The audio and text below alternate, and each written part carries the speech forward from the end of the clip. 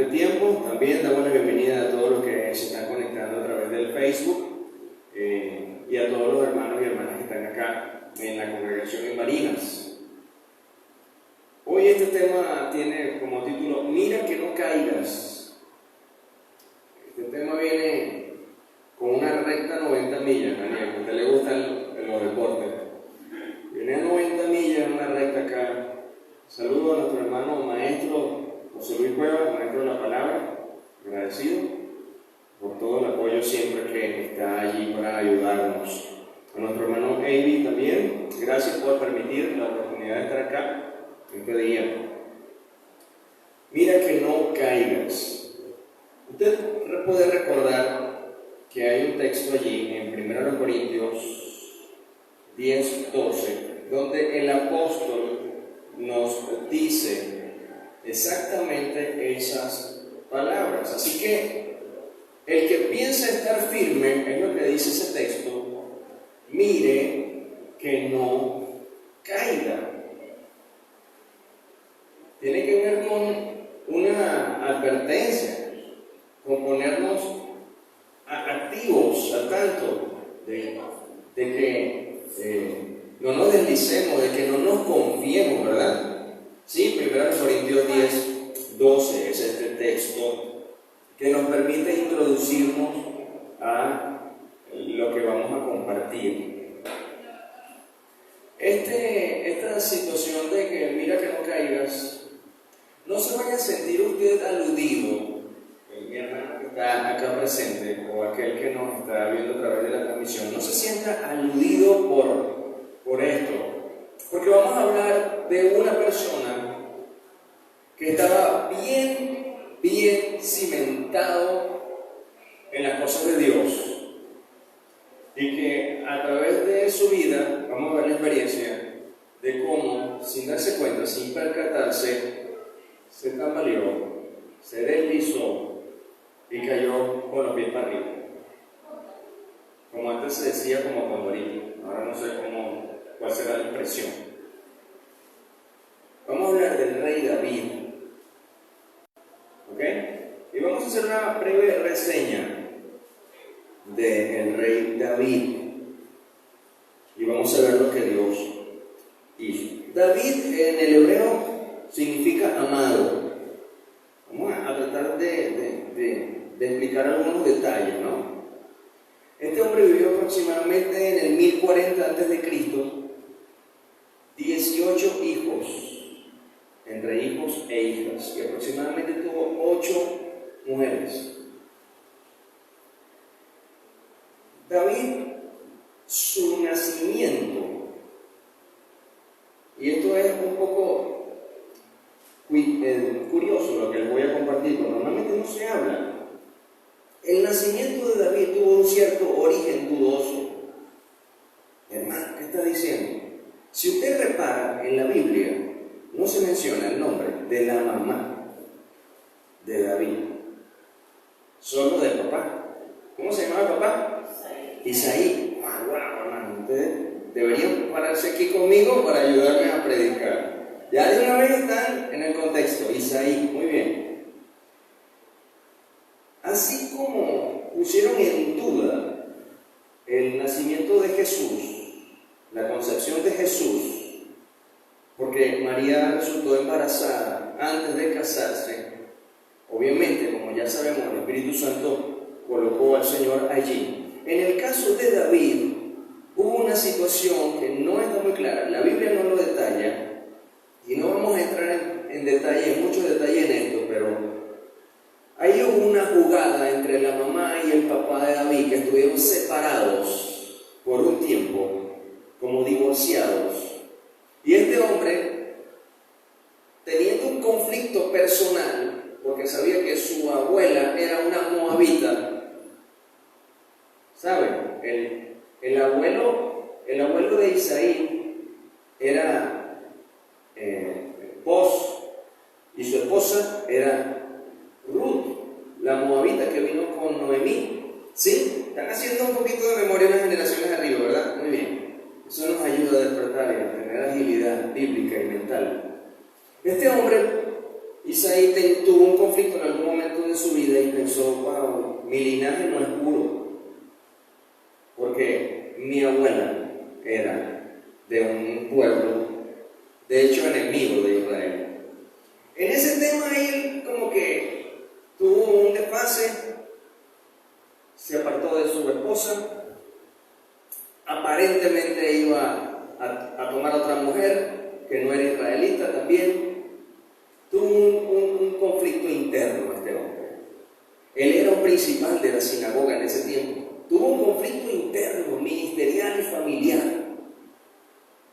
Resulta que él quería estar con otra mujer, esa otra mujer era una sierva, esa sierva le dijo por temor a la esposa de Isaí, y la esposa entró secretamente aquella noche, así como Lea entró secretamente donde estaba Jacob, que Jacob quería a Raquel, ¿verdad?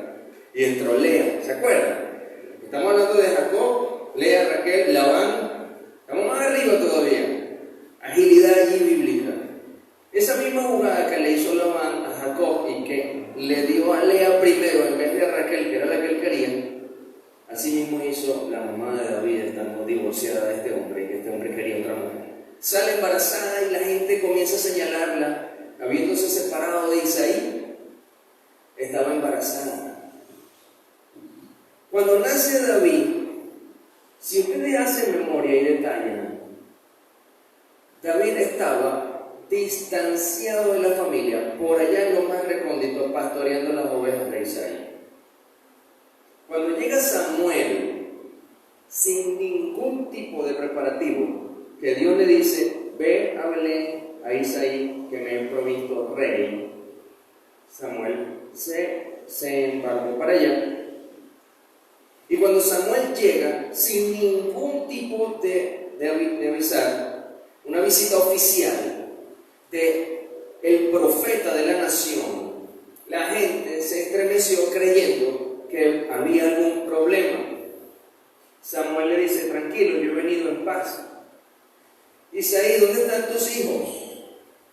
Necesito ver a tus hijos porque Dios me ha enviado hoy a ungir a uno de ellos por rey. Todo el mundo se sorprende. Y Isaí hace pasar sus 7 hijos por delante de Samuel. Usted conoce la historia. Yo estoy refrescando y dando algunos detalles interesantes que de repente no se mencionan muy comúnmente. Y por allá se dice que estaba David lejos, pero lo recuerda su papá porque resulta que Dios le dice a Samuel en cada uno de los 7 hijos que pasó, este no es, este no es, este no es. Y Samuel le dice, si tienes otro muchacho, si tienes otro hijo, sí, tengo uno. Bueno, no nos vamos a ir de aquí hasta que no lo traiga, lo mandó a buscar, y estaba lejos, retirado. Además de que estaba retirado, como ustedes ya han leído también, David se enfrentaba de cuando en cuando a peligros de animales salvajes, pastoreando las ovejas en lugares distanciados. ¿Por qué un papá tendría a su hijo menor, inexperto, en un rol tan peligroso y tan alejado de su familia? Porque lo tenía a un lado, como un bastardo. Así comenzó David a ser rechazado desde pequeño, porque la gente lo señalaba, que era como si fuera un fruto de una infidelidad, y lo marginaba. Y el papá ni modo lo tenía ahí, pues, pero no era contado entre los 7 hermanos, no estaba siendo contado dentro del grupo familiar. Y David comienza un proceso de rechazo. Estamos comenzando a abordar esto desde el punto de vista de una vida que comienza a levantarse rechazada, y que luego vamos a ver cómo Dios la pone en la cúspide más alto, y de ahí se desliza y cae. Por eso estoy comenzando con estos detallitos antes. Otra de las cosas interesantes es que los hermanos de David también le tenían como cierta hostilidad. En el Salmo 69:8 se ve cómo David expresa expresa un dolor en su corazón, que también es inspirado por el Espíritu Santo, para que identifiquemos el tipo de hostilidad que sufrió el Señor Jesús también. El versículo 8 del Salmo 69 dice, estoy leyendo la versión Dios habla hoy, soy como un extraño y desconocido para mis propios hermanos. Note usted, extraño, desconocido para mis hermanos, para mi familia. No se ve normalmente a un David sufrido, rechazado, golpeado. Como cualquiera de nosotros podemos venir de una condición muy baja, de un rechazo familiar o de un rechazo social. Pero ahí está, antes de ser rey, viene levantándose de una forma rechazada. Dejado y olvidado de lado, menospreciado que vaya pastoreando hasta que llega y el profeta Samuel lo unge como rey de Israel, allá en primer libro de Samuel 16, 10 y 11.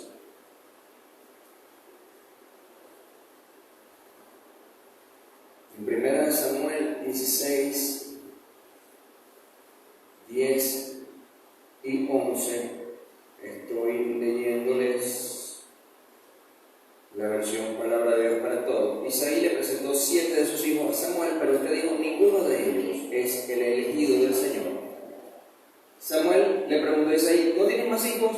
Sí, tengo otro hijo, el menor, pero está cuidando el rebaño. Tráelo. No empezaremos a comer hasta que él llegue. Isaí mandó a buscar a su hijo menor y Dios le dijo a Samuel, este es mi elegido, levántate y úngelo como rey, próximo rey. Yo no sé hasta qué punto usted pueda identificarse un poco con esta primera parte de lo que estamos compartiendo de David. No sé cuál es la clase de realidad familiar, social, de vecino que usted haya sufrido, de rechazo. Bueno, hoy en día se ve lo que es el rechazo en otros países a nosotros los venezolanos. No es fácil. Pero así como este hombre fue ungido como rey, que aún no había asumido ese cargo, dice la Escritura también que el Señor Jesús nos ha hecho a todos nosotros reyes y sacerdotes. Pero aún usted no tiene su trono, pero lo es. Apocalipsis nos dice eso, que nos ha hecho reyes y sacerdotes. Así que aquí hay algunas similitudes interesantes donde usted se puede ir contrastando. Como otro dato curioso, después que David ha sido ungido y que está aquel tema de la guerra y aquel tema de Goliat, ¿se acuerdan de Goliat? David llega a llevarle a sus hermanos comida. David no fue a pelear a esa guerra. Y se extraña de lo que está pasando, se acerca donde está su hermano mayor, allí eso es primero de Samuel 17, 28, y le dice, ¿qué está pasando? ¿Qué es esto? Y ese hermano mayor le responde ácidamente. Búscalo acá. Nueva versión internacional, les estoy leyendo. Aquí tengo varias versiones abiertas para irles paseando de versión en versión. Primero de Samuel 17, 28 dice, Eliab, el hermano mayor de David, lo oyó hablar con los hombres y se puso furioso con él. Le reclamó, ¿qué has venido a hacer aquí? ¿Con quién has dejado esas pocas ovejas en el desierto? De una forma peyorativa le dice eso. Y después le dice, yo te conozco, eres un atrevido y malintencionado, seguro que has venido para ver la batalla.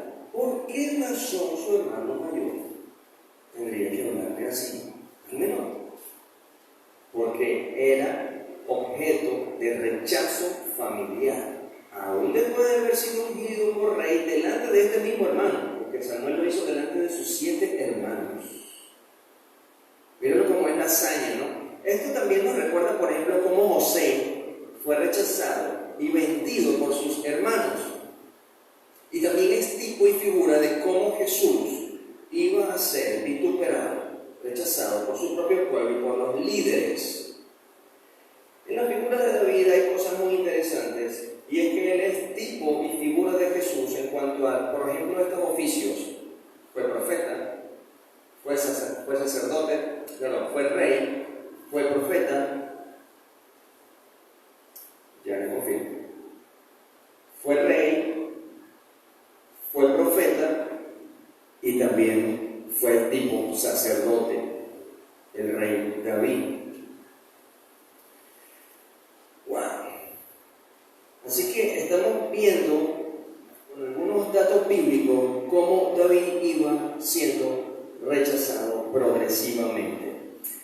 Aún si le añadimos, el mismo Saúl, después de tenerlo consigo, también intentó matarlo, clavarlo con una lanza en la pared una noche que estaban cenando. ¿Por qué? Porque David salía a pelear, ganaba más batallas que las que ganaba él, y aunque estaba sirviéndole a él, estaba lleno de envidia, de egoísmo, y fue rechazado por el mismo rey. Le sumamos otro rechazo a David ya más adulto, todavía estando Saúl, se casa con Mical, y su esposa también lo menosprecia y lo rechaza. Un día que el arca del Señor venía hasta la ciudad donde estaban ellos, y él danzando y celebrando, Mical, su esposa, lo mira con desprecio y le dice algunas palabras. Pero hay algo interesante, que ese tipo de rechazo y vituperio también como creyentes nosotros los vivimos. Pero tenemos a alguien que nos ama y que nos resguarda y que nos fortalece y nos bendice y transforma nuestro corazón y lo llena de gozo, que es nuestro Señor. Amén. Bien. Ahora resulta que otro dato curioso de David, David es el primer nombre humano en el Nuevo Testamento. Mateo 1:1. Antes de mencionar a Abraham, mencionan a David. Y es el último nombre humano también del Nuevo Testamento, el último nombre de una persona que se menciona en Apocalipsis 22:16. David ahí es como clave y me llama la atención. De hecho, es el rey que a futuro, según la escatología, dice que va a volver a reinar sobre Israel, ningún otro, él. También la Biblia dice que es un hombre conforme al corazón de Dios. ¿Sí? ¿Lo han escuchado? ¿Lo han visto? ¿Qué pasó con él? Él estaba bien, él estaba firme. Había pasado un proceso. Alguien una vez dijo que el rechazo de David lo preparó para enfrentarse a los leones y a los osos. Los osos y los leones prepararon a David para enfrentarse a Saúl. Saúl preparó a David para enfrentarse al trono. Toda una serie de aprendizaje, escalando. Y es como Dios también dice, que la senda del justo va en aumento, así como la aurora está en su punto máximo, así. Y también lo dice que Él quiere que nosotros crezcamos a la estatura de la plenitud del varón perfecto, que es Cristo Jesús. Ese proceso lo vivió David, lo fue viviendo David. Pero ¿qué pasó? Que David estaba arriba y aparentemente estaba firme. Recuerda que esto se llama, mira, que no caigas. Es desafiante, pero nadie se puede excluir de algo como esto, ninguno de nosotros.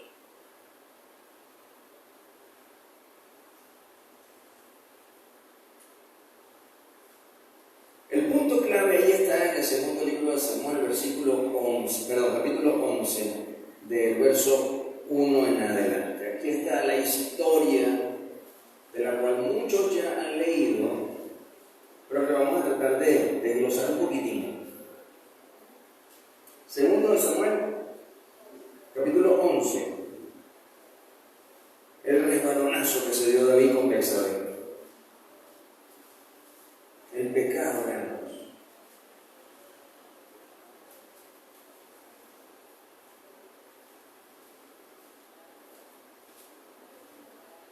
Bien.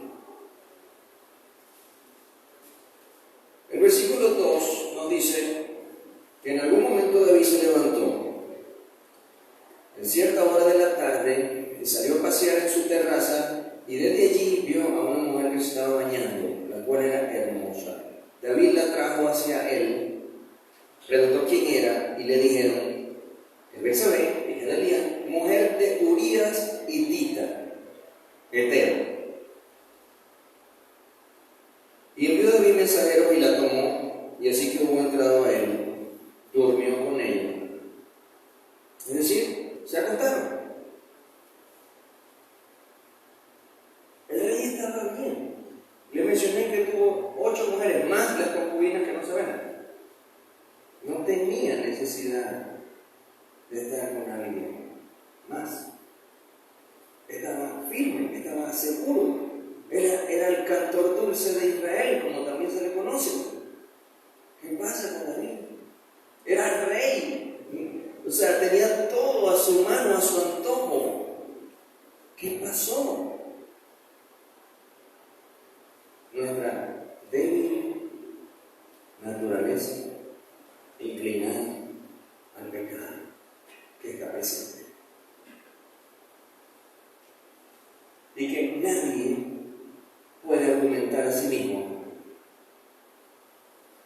confianza en que tengo tanta trayectoria en una iglesia, porque yo oro mucho, porque nadie está exento a fallar. La débil naturaleza está presente en cada uno de nosotros, siempre. Y David no fue la excepción.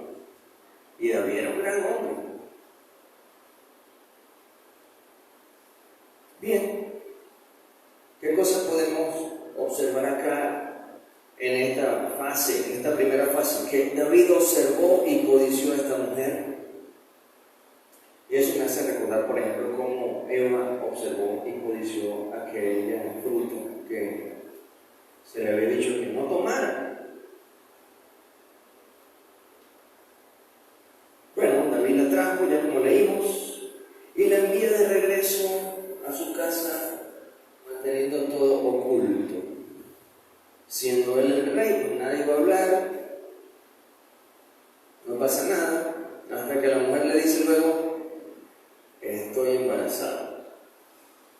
Y ahí se le complica el asunto. Usted sabe, la historia dice que David se hizo de un plan. Quiso traer a Urías, su esposo, el esposo de Betsabé. Estaba en guerra junto con Joab y todo el pueblo de Israel. Lo manda a llamar. Y la idea era que él llegase, fuese a su casa, estuviera con su mujer, y al final dijera: esa barriga es de su esposo. Ese era el plan. Pero le voy a mencionar ahora algo interesante. Estamos en el versículo 6 en adelante, hablando de este punto, de este plan. ¿Cómo en algún instante podemos, cuando el pecado está allí tomando parte, perder, desconectarnos del Señor y encaminarnos a tratar luego de tapar nuestra propia falla? Así como Adán y Eva se cosieron un vestido de hojas de higuera. Entonces todavía aquí, dice el versículo 6 en adelante, que David envió a decir a Joab: mándame a ir a Urías hitita. Bueno, llegó y le preguntó a David por la salud del general y toda la salud del pueblo y de la guerra, y después David le dijo a Urías: desciende a tu casa, lava tus pies, tómate un tiempo, descansa, vete con tu esposa. Ahí estaba la cosa, ¿no? Ahí estaba el plan. Dice que saliendo Urías de la casa del rey, le enviaron también un regalo. El rey le mandó un regalo, pero Urías no se fue a su casa, sino que, dice aquí la Biblia, que durmió a la puerta de la casa del rey con todos los siervos de su señor, y no descendió a su casa. Miren, Urías, en el corazón de Urías, wow, es digno de admirar. Lo que había era santidad en ese hombre, lo que había era lealtad, lo que había era integridad. valores que necesitamos incluir en nosotros o reforzarlos. Pues David se enteró que no fue para allá y David le dice, pues no has venido de camino, ¿por qué no fuiste a tu casa? Y miren lo que responde Urias en el 11. El arca e Israel y Judá están debajo de tiendas, casi que al aire libre, solo en carpas. Y Joab, mi señor, mira el nivel de lealtad, también está acampando. Y los siervos de mi señor, si mis compañeros, también están fuera de su casa, no están disfrutando de su casa, de su familia. Y entonces había yo de entrar en mi casa para comer y beber y dormir con mi mujer. Le pregunta, o sea, le dice Urias por vida tuya y por vida de tu alma que yo no haré tal cosa. ¡Wow!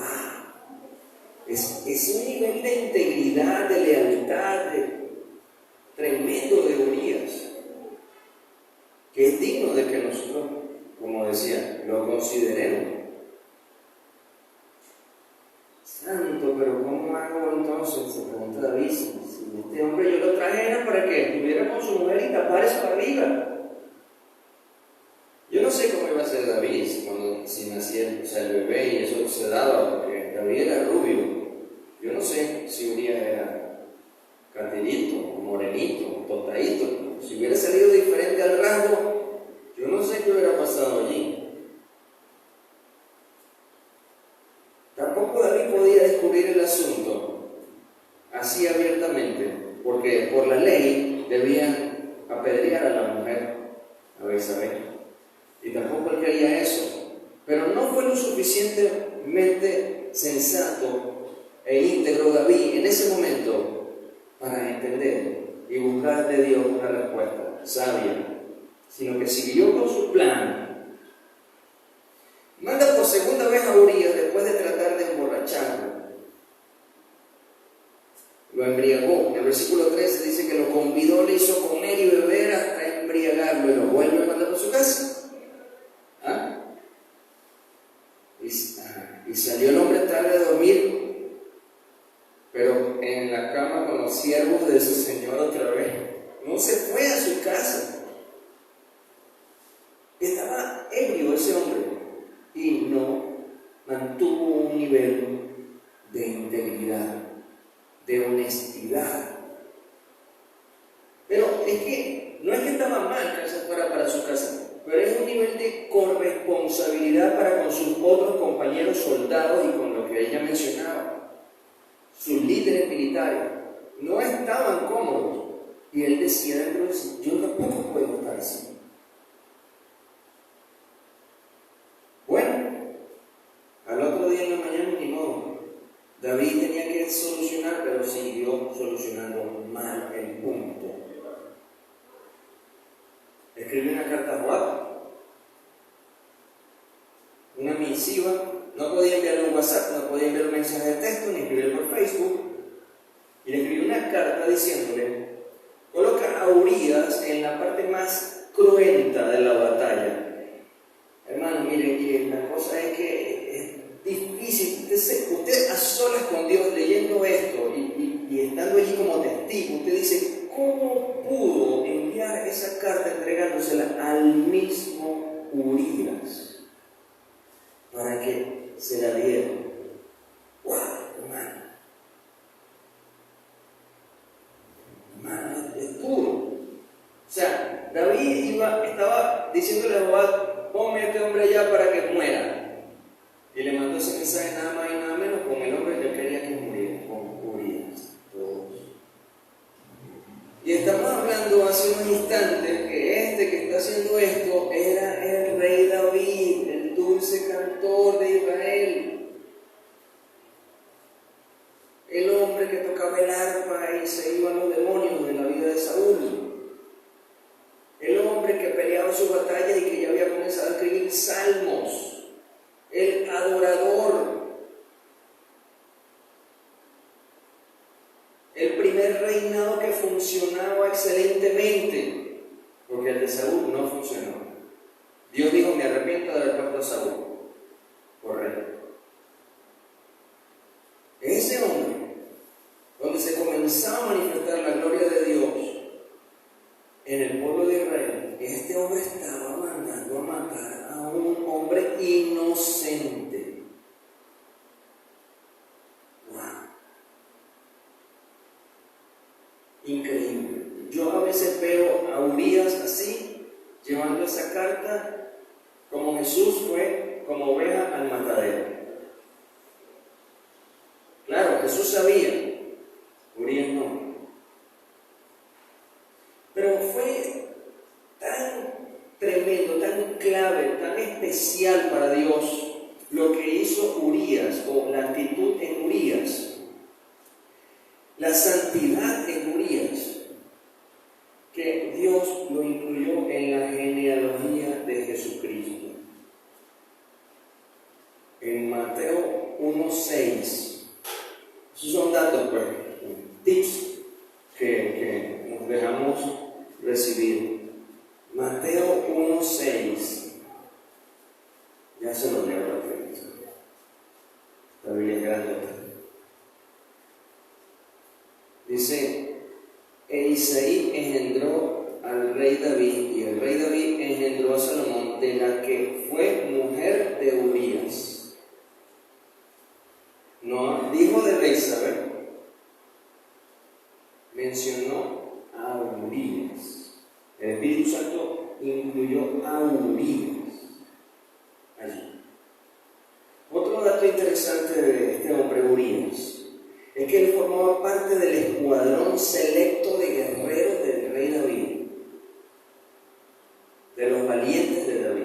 30 hombres valerosos, aguerridos, invencibles, con quien David avanzaba.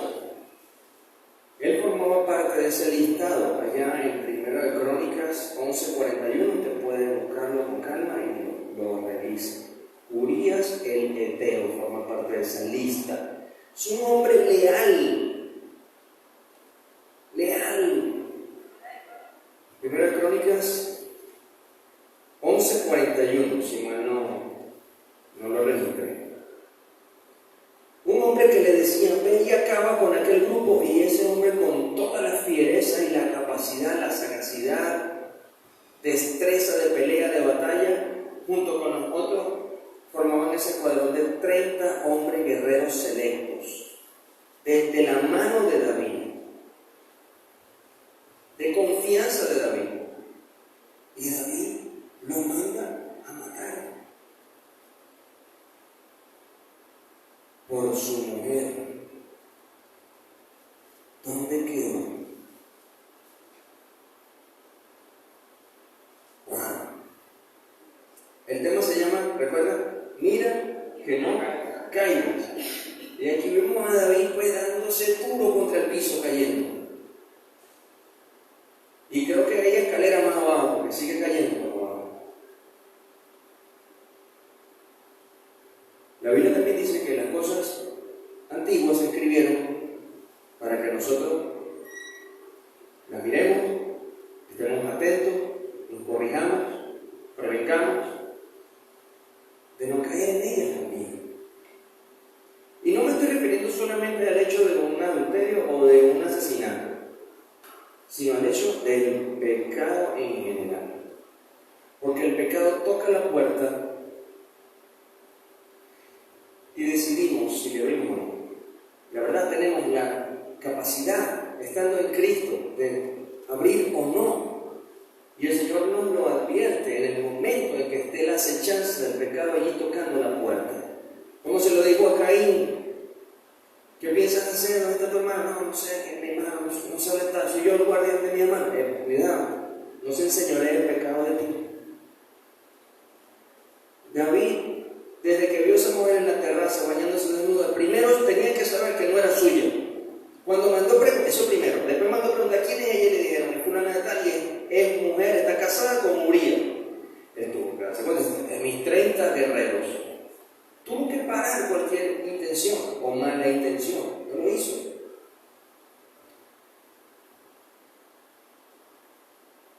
Miren, el profeta Natán se lo pintó así a David. Usted lo ha leído. Pero es interesante cómo el profeta Natán le relata una historia. Viene de parte de Dios y le dice a David. Antes de eso, logra Urías llevar la carta.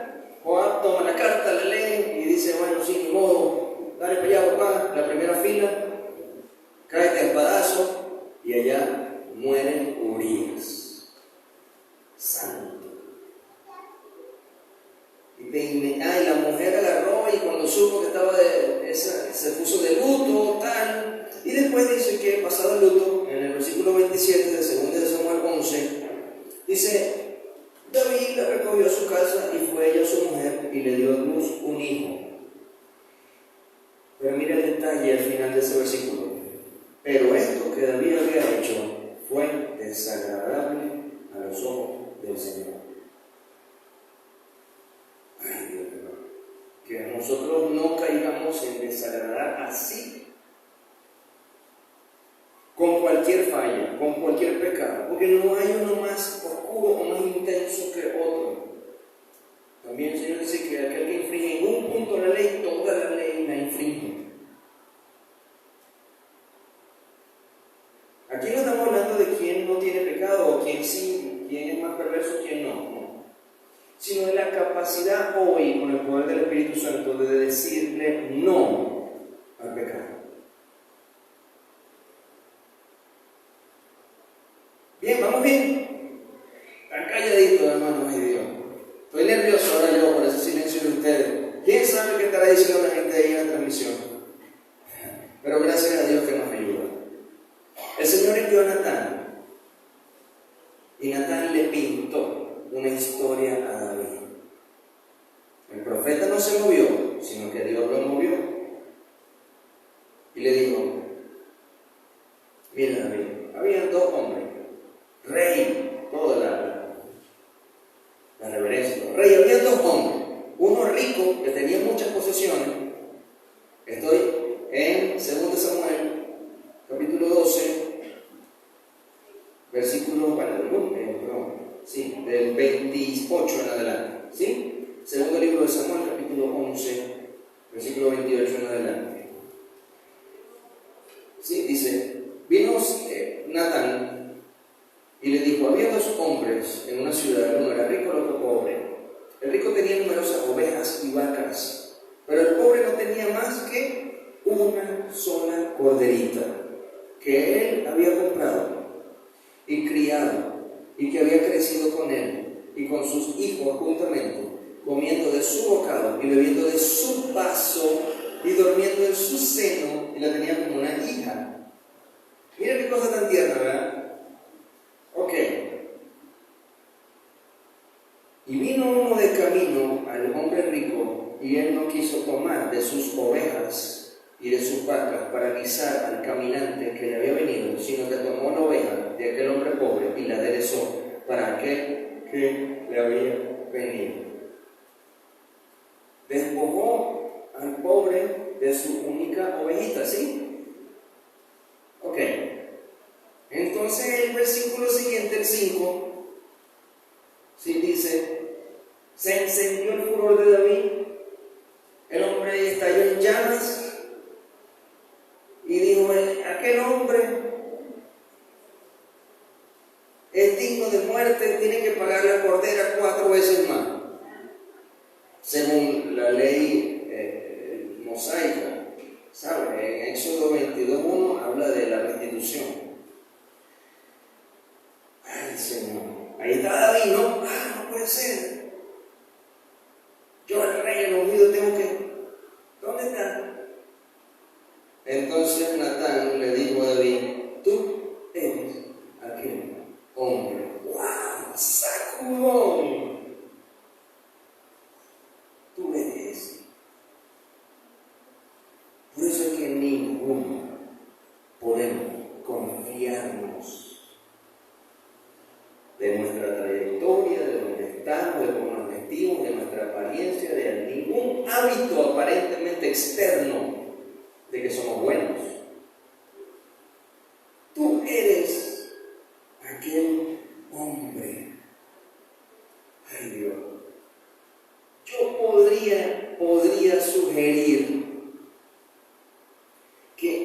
aquel caminante que vino a la casa de aquel hombre rico se llamaba pecado.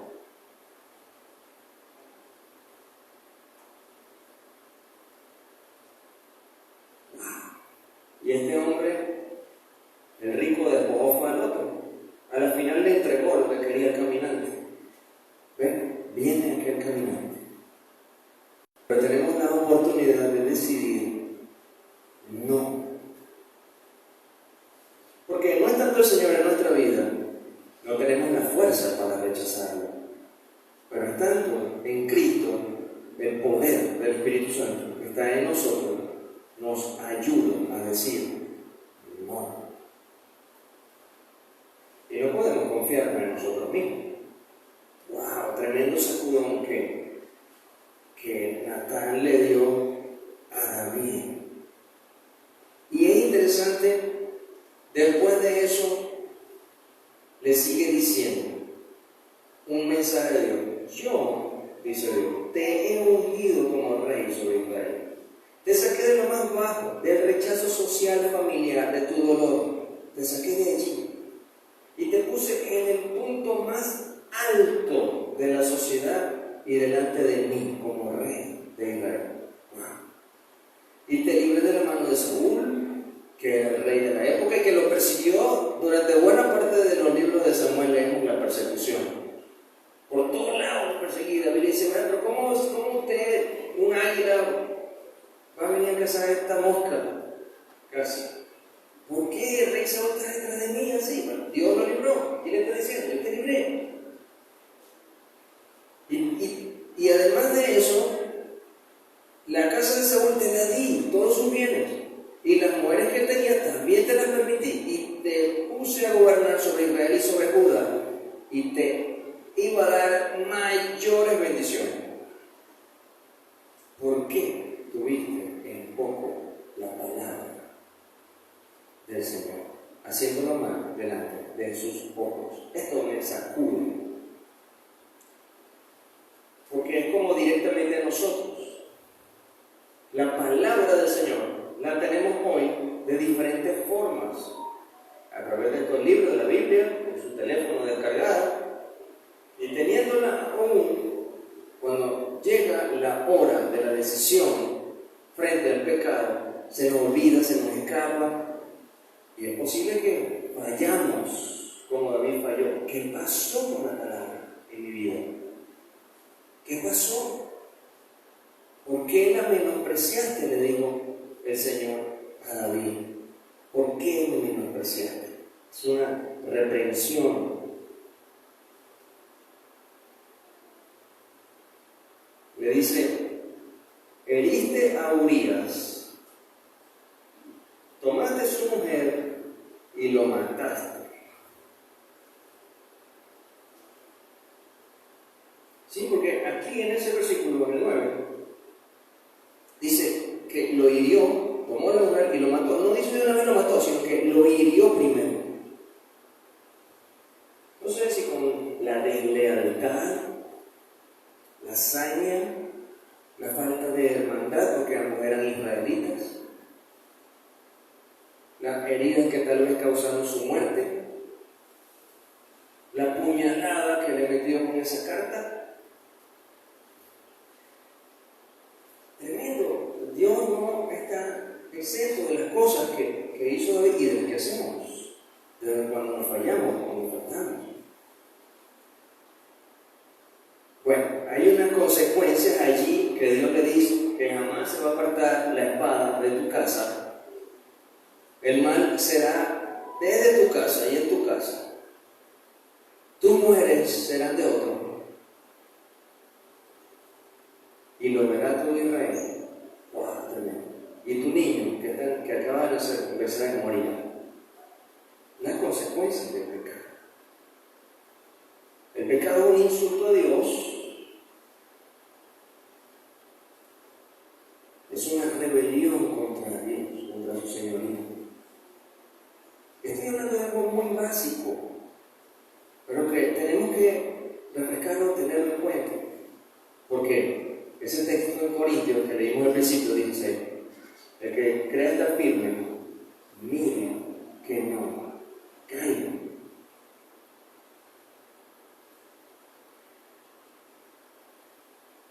En el versículo 13, David dice, pequé contra el Señor. Y es la manifestación del arrepentimiento en ese momento. David conocía al Señor, lo adoraba, festejó cuando llegó el arca, era un hombre de Dios. En ese momento que está aquel hombre diciéndole de parte de Dios cada una de las cosas que Dios le estaba exhortando, que Dios le estaba reprendiendo, que Dios le estaba diciendo inclusive qué iba a ocurrir, ahí es que entra en cuenta. Y vaya duro. Usted lee después la historia y ve cómo, por ejemplo, uno de sus hijos abusa sexualmente de una de sus hijas, luego otro hijo asesina a este hijo que abusó de su hija, y toda una serie de dolor y de problemas familiares en la casa de David. Al punto que para que Salomón pudiera estar, David tuvo que estar firme para poder hacer que Salomón fuera el rey, porque había otros hermanos mayores que querían el trono. Hermano, consecuencias familiares. El pecado, aunque Dios lo perdona, trae consecuencias. Tremendo. Ya vamos terminando. Y no es porque los predicadores dicen eso cuando queda mucho, no. No. Quedan unas 5 páginas. No quedan 5 páginas, hermano, tranquilo.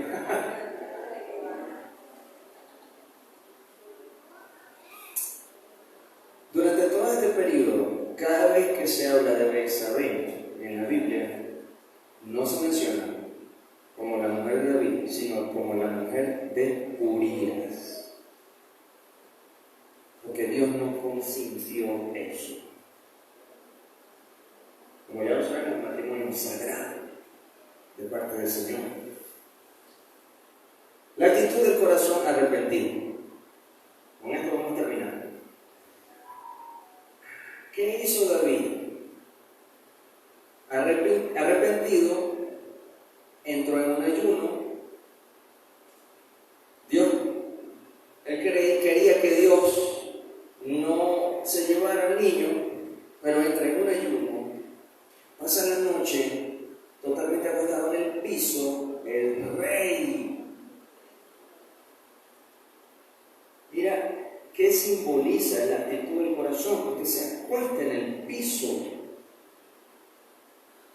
por un dolor de arrepentimiento en tu corazón. A mí Dios me hizo dormir en el piso muchos meses. Hermano, ¿qué está diciendo? ¿Cómo? Sí, cuando llegué aquí a Barinas y viví escondido, no conocía de la palabra, no conocía la iglesia, no conocía a nadie. Escondido vivía en una radio local aquí. Radio Continental. Yo estaba aprendiendo a ser operador allí de radio. Yo me había ido de la casa de un tío, no tenía lugar donde vivir, donde dormir. Entonces yo me traje mi poca ropa allí, a esa radio. Entonces yo dormía allí, los operadores sabían, tanto el que abría la radio como el que la cerraba, y habían acordado que yo abriera la radio colocando el himno a las 5 de la mañana, y de ahí en adelante la programación, que no había computadora, era todo manual, disco por disco.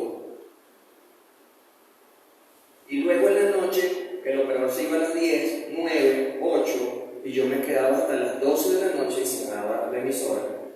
Y allí en la cabina del operador ponía una caja de cartón, donde estaba el locutor, perdón, ponía una caja de cartón y ahí me acostaba a dormir.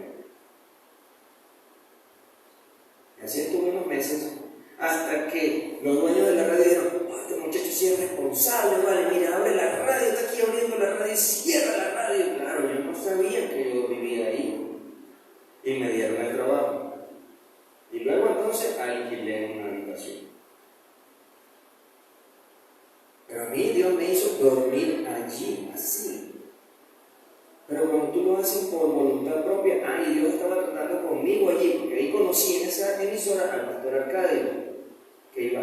estará allí. Y ahí le pedí una Biblia y él me la obsequió, la primera Biblia. Pero ¿qué tal que tú decides por cuenta propia, por una actitud de tu corazón que te duele, ponerte en el piso para decirle a Dios que no es la manifestación de tu corazón quebrantado?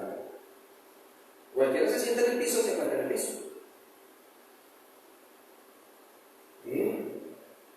Pasó una noche allí, el rey, la gente, los ciegos no hallaban cómo hacer para que se levantara, párate rey, para no. Bueno,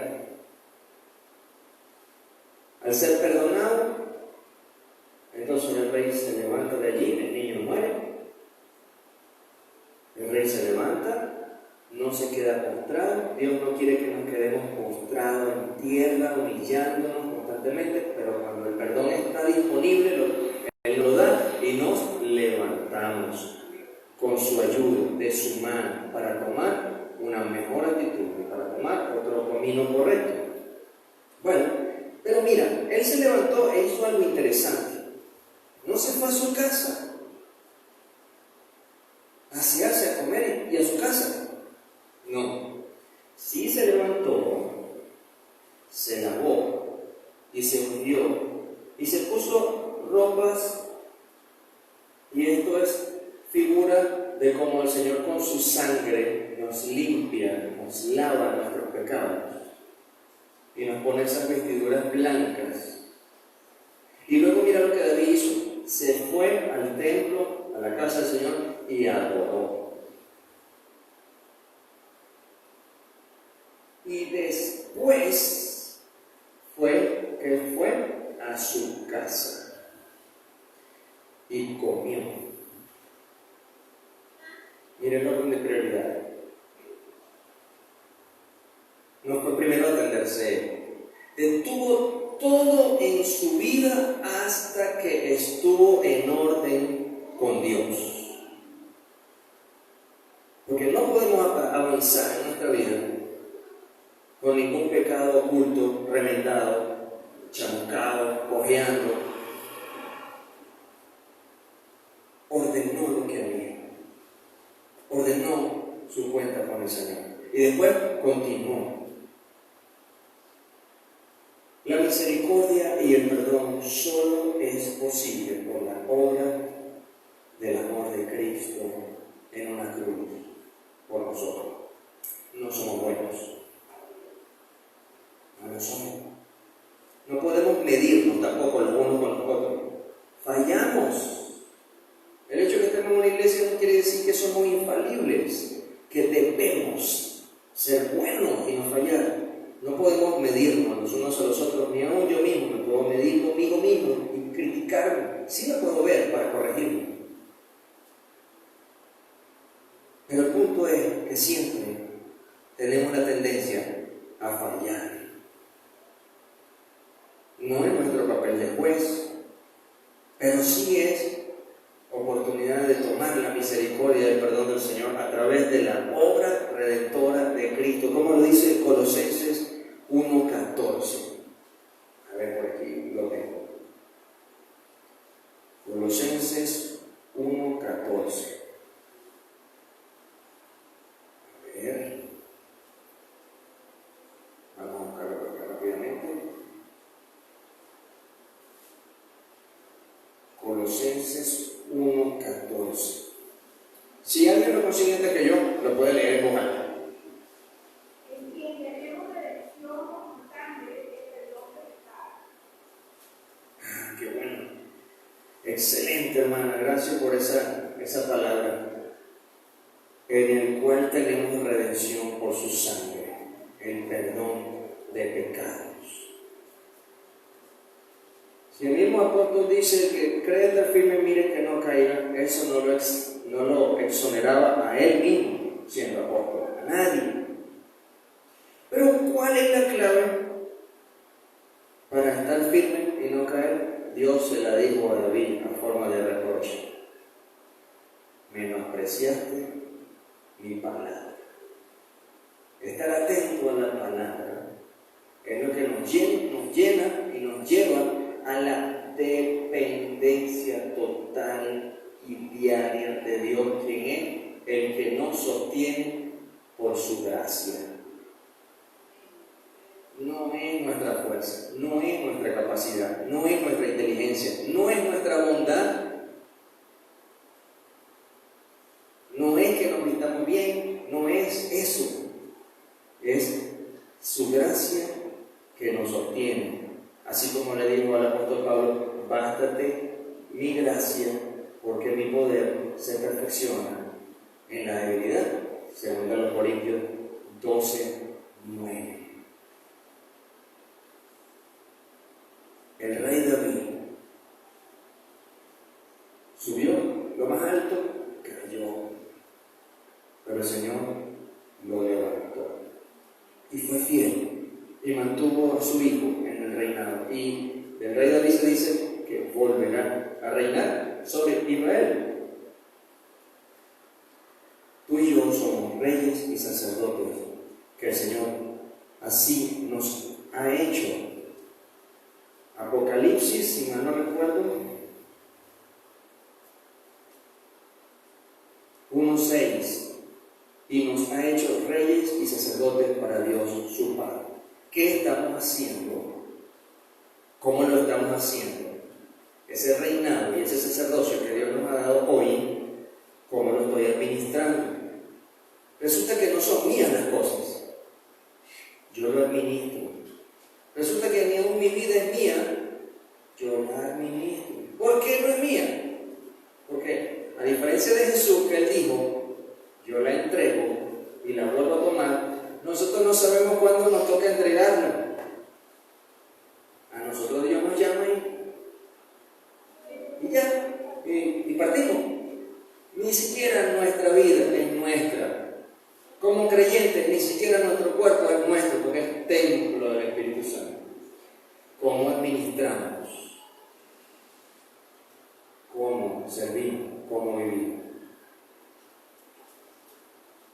Hermano, el Señor nos ayuda, nos sostiene, nos fortalece y nos ama poderosamente. Yo deseo, hermano, podamos a este momento cerrar nuestros ojos un instante y orar. Y decir, Señor, aquí estoy. Señor, agradezco tu misericordia conmigo. Dice tu palabra, Señor, que por tus misericordias no hemos sido consumidos. Aún a pesar de nuestras tantas fallas, tu amor y el sacrificio de Cristo Jesús es quien nos sostiene. No podemos depender de nuestra fuerza ni de nosotros mismos. Como aquel pueblo de Israel en Egipto dependía diariamente del sustento del maná que tú dabas desde el cielo. Así nosotros dependemos de tu amor y de tu misericordia diariamente, y no de nuestras capacidades, sino de la obra redentora de Cristo Jesús. Perdona nuestras fallas, perdona nuestros pecados, nuestros errores. Si nos hemos jactado de algo, perdónanos, Señor. Perdona. Y queremos agradecerte, Dios, por la oportunidad que tú nos das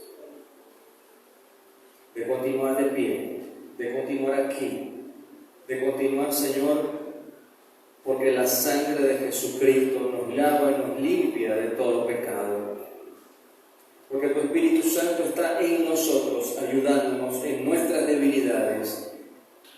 Porque Cristo es el camino en el que andamos y Él mismo está con nosotros cada paso que damos.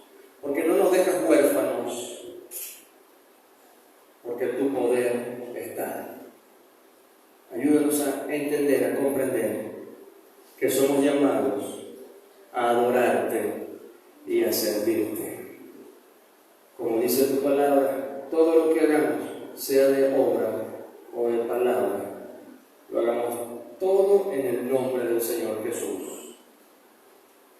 Así es, Señor, y que también lo hagamos todo como si fuera para ti y no para los hombres.